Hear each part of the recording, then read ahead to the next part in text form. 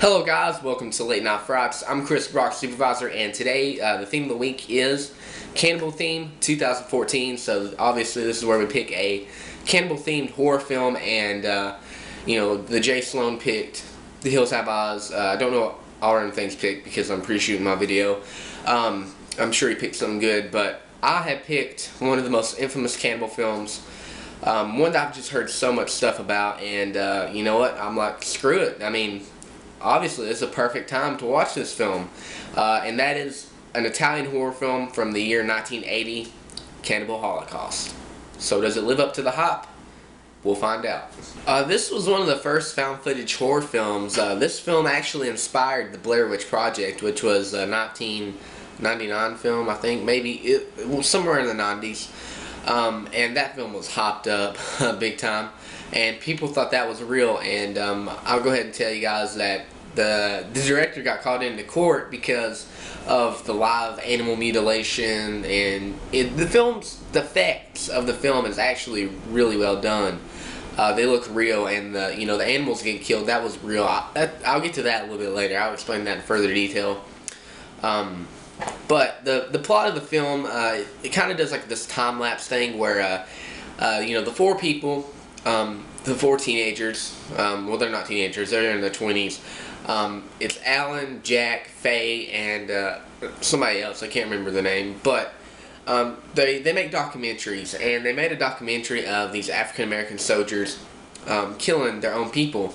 And that was pretty brutal, but they faked that one. But this one, they're trying to get famous off of. This one is actually real. They're going into just deep in the jungle. They're trying to find a certain tribe, and they go missing. And it kind of jumps time here, where it shows this professor. He's going off to try and find them, and there's this search and rescue team there. They don't go with him, but he finds a guide. The guide to help the professor go and find those kids.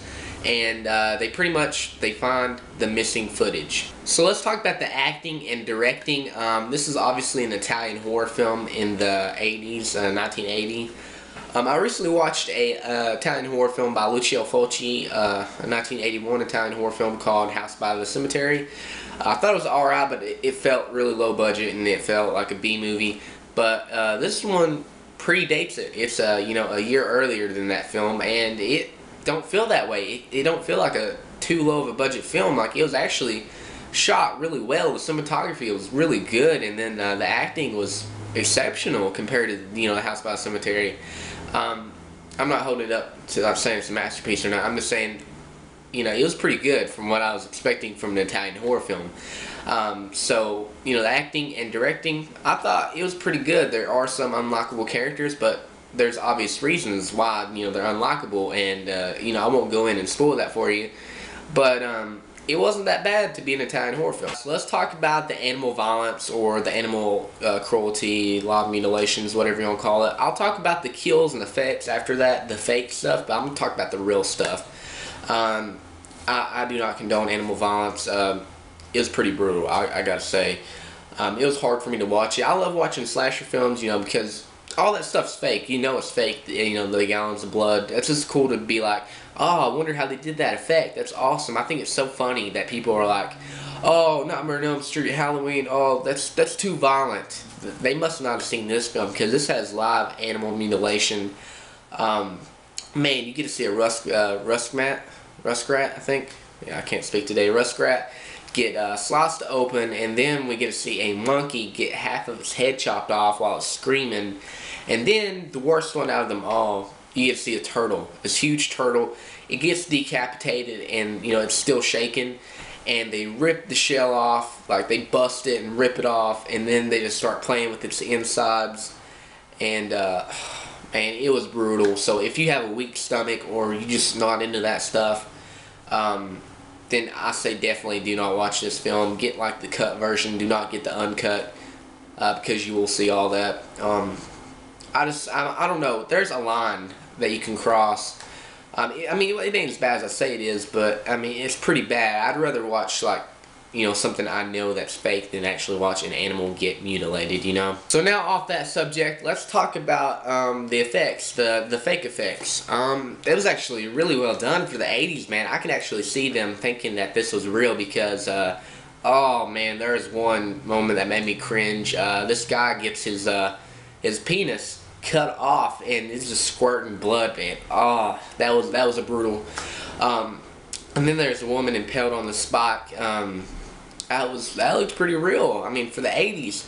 And then there's one scene that bothered me a lot. I knew it was fake, but the tribe member, one of the women, are pregnant and they're in labor, and you see all this blood, and the baby comes out. One of the tribe members grabs it, and there's mud on the ground, and just makes a hole, drops the baby, and put mud on it, essentially suffocating it, killing it.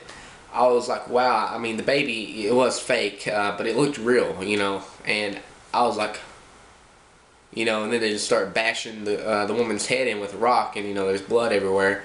And there's so many rape scenes in this film, at least 5 or 6. There's one where the tribe member has this rock and sticking it in the girl's vagina, and there's blood everywhere. And yeah, just a very brutal film. But yeah, guys, that's pretty much it for my review of Cannibal Holocaust. I thought it was an okay film, well, like directing-wise and acting-wise. The effects looked good, but, the live animal mutilation and, the rape scenes, I'm not a fan of. I don't like that stuff at all.